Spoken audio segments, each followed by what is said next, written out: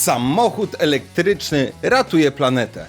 To hasło pojawia się dziś w telewizji, w internecie, na billboardach, w rozmowach ze znajomymi. I im częściej to słyszysz, tym bardziej warto zadać jedno bardzo niewygodne pytanie. Czy to na pewno prawda? Kupujesz elektryka i masz poczucie, że zrobiłeś coś dobrego. Zero spalin, cisza, zielona przyszłość. Wszyscy klaszczą. Znajomi mówią, no w końcu ktoś myśli ekologicznie. Czujesz się jak bohater, który właśnie uratował kawałek świata. Problem w tym, że ekologia samochodu nie zaczyna się pod maską i nie kończy się na gniazdku w garażu.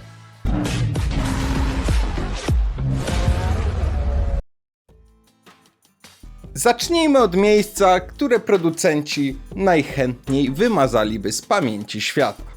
Każdy samochód elektryczny zaczyna życie w ziemi. I to dosłownie. Lit, kobalt, nikiel, mangan to podstawowe składniki baterii. A żeby je wydobyć, trzeba rozkopać ogromne połacie terenu, zużyć gigantyczne ilości wody, zużyć ogromne ilości energii, przetworzyć tony skał i odpadów. Weźmy sobie lit. W wielu miejscach świata jego wydobycie polega na odparowywaniu solanek. To proces, który wysusza lokalne tereny, obniża poziom wód gruntowych, niszczy rolnictwo, zmienia całe ekosystemy. A kobalt? Często pochodzi z miejsc, gdzie standardy pracy są, delikatnie mówiąc, problematyczne, gdzie bezpieczeństwo pracowników jest fikcją, a dzieci pracują w kopalniach, bo tak wygląda lokalna rzeczywistość. I to nie są opinie, to są fakty opisane w raportach środowiskowych i analizach cyklu życia pojazdów. To jest realny koszt ekologiczny, który nie pojawia się w żadnej reklamie elektryków. Już na starcie samochód elektryczny ma większy ślad węglowy niż spalinówka, głównie przez baterie. Produkcja samej baterii to jeden z najbardziej energochłonnych procesów w całej motoryzacji. Im większa bateria, tym większy ślad. Czyli zanim w ogóle ruszysz z miejsca, elektryk ma ekologiczny kredyt do spłacenia. No dobrze, ale przecież na drodze elektryk nie emituje nic. I to jest prawda. Podczas jazdy auto elektryczne nie emituje dwutlenku węgla, nie emituje tlenków azotu, nie emituje cząstek stałych ze spalin. I do tego jest ciche. W miastach to ogromna zaleta. Mniej smogu, mniej hałasu, lepsze powietrze. Dla ludzi mieszkających przy ruchliwych ulicach to realna różnica w jakości życia i tego nie wolno bagatelizować. Ale teraz dochodzimy do pytania, które zmienia wszystko. Skąd bierze się prąd? Bo prąd nie bierze się z kontaktu. Prąd bierze się z elektrowni. Jeśli energia pochodzi z odnawialnych źródeł albo z atomu, super. Elektryk bardzo szybko zaczyna spłacać swój ekologiczny dług. Jeśli jednak prąd pochodzi głównie z węgla, to sytuacja wygląda zgoła inaczej. Emisje nie znikają, one się po prostu przesuwają z rury wydechowej do komina elektrowni. I teraz ważna rzecz, nawet przy brudnym miksie energetycznym elektryk z czasem i tak zwykle wygrywa ze spalinówką pod względem całkowitych emisji. Ale to z czasem jest kluczowe. Mówimy o 50 tysiącach kilometrów, 80 tysiącach, czasem ponad 100 tysiącach. Jeśli ktoś jeździ mało, zmienia auto co kilka lat i ładuje je głównie z węgla, ten moment może nigdy nie nadejść. Kolejna sprawa, o której rzadko się mówi, to masa. Samochody elektryczne są ciężkie, bardzo ciężkie. Bateria potrafi ważyć kilkaset kilogramów, czasem więcej niż cały silnik spalinowy z osprzętem. Co to oznacza w praktyce?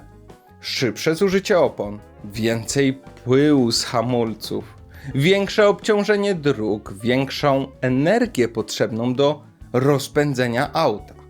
To są emisje, których nie widać, nie pachną jak spaliny, nie widać ich w powietrzu, ale są realne. Pył z opon i hamulców to dziś jeden z większych problemów w miastach. I ciężkie auta, niezależnie od napędu, produkują go więcej. Czy to znaczy, że elektryki są gorsze? Nie, to znaczy, że nie są zeroemisyjne. Po prostu emitują w inny sposób. No dobra, ale przecież elektryki mają być trwałe. Silnik się nie psuje, będzie jeździł wiecznie. To hasło również słyszymy dosyć często i tu trzeba przejść do baterii. Oczywiście, silnik elektryczny faktycznie jest prosty i trwały, ma mało ruchomych części, ale bateria to najbardziej skomplikowany, najdroższy i najbardziej wrażliwy element całego auta. Jej żywotność zależy od temperatury, częstego, szybkiego ładowania, poziomów naładowania, stylu użytkowania, jakości chłodzenia, sposobu przechowywania auta. Dobra wiadomość jest taka, że baterie żyją dłużej niż straszono nas 10 lat temu. Zła wiadomość? Ich wymiana nadal jest bardzo droga i bardzo emisyjna. Recykling baterii co prawda istnieje.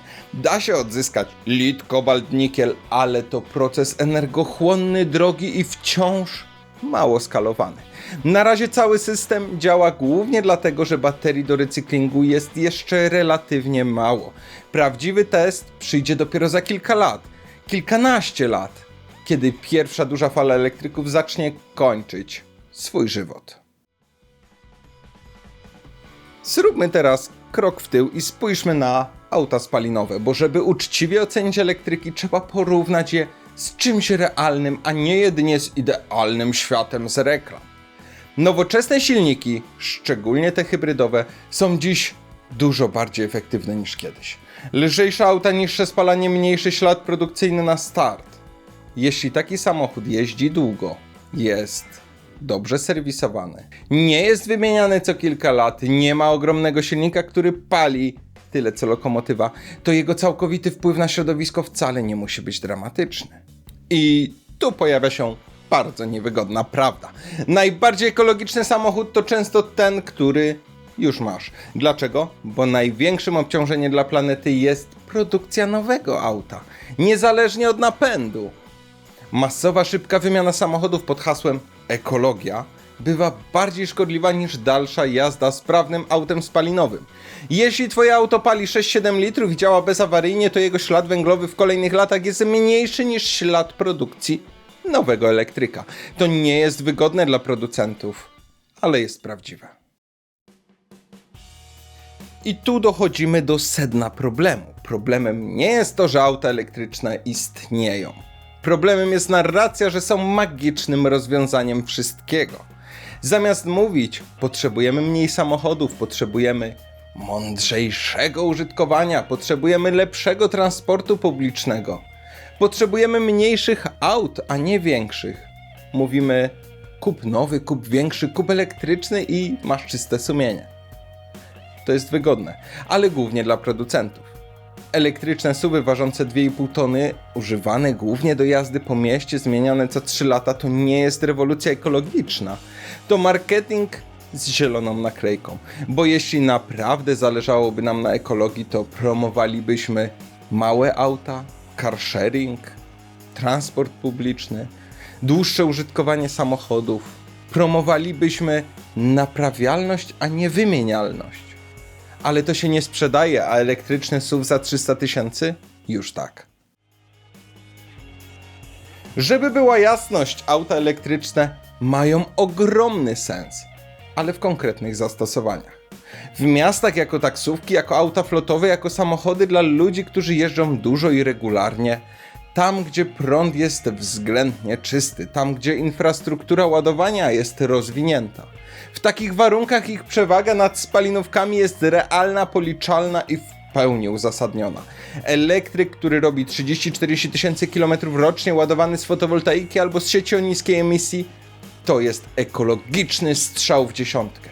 Taki samochód spłaca swój ekologiczny kredyt bardzo szybko, ale jeśli ktoś kupuje elektryka jako trzeci samochód w domu, jeździ nim głównie na krótkich dystansach i ładuje go z węgla, to ekologia zaczyna się sypać. I to jest właśnie problem. Elektryk nie jest ekologiczny sam z siebie. Ekologiczny może być sposób jego użytkowania. Dlatego pytanie, czy auta elektryczne są ekologiczne, jest źle postawione.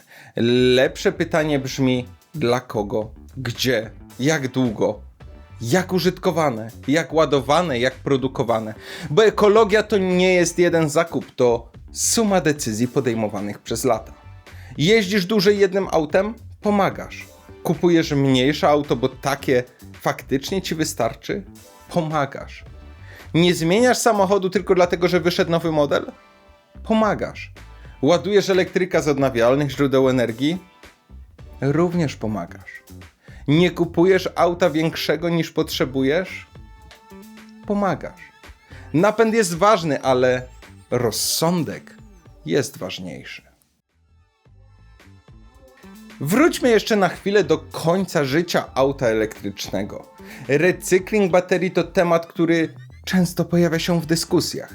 I słusznie, bo to kluczowy element ekologicznej układanki. Dziś recykling działa. Pozwala odzyskać część surowców. Jest coraz bardziej efektywny, ale nadal jest drogi i energochłonny. Największy problem? Skala. Na razie baterii do recyklingu jest względnie mało. Prawdziwy test przyjdzie dopiero wtedy, gdy miliony elektryków zaczną kończyć życie jednocześnie.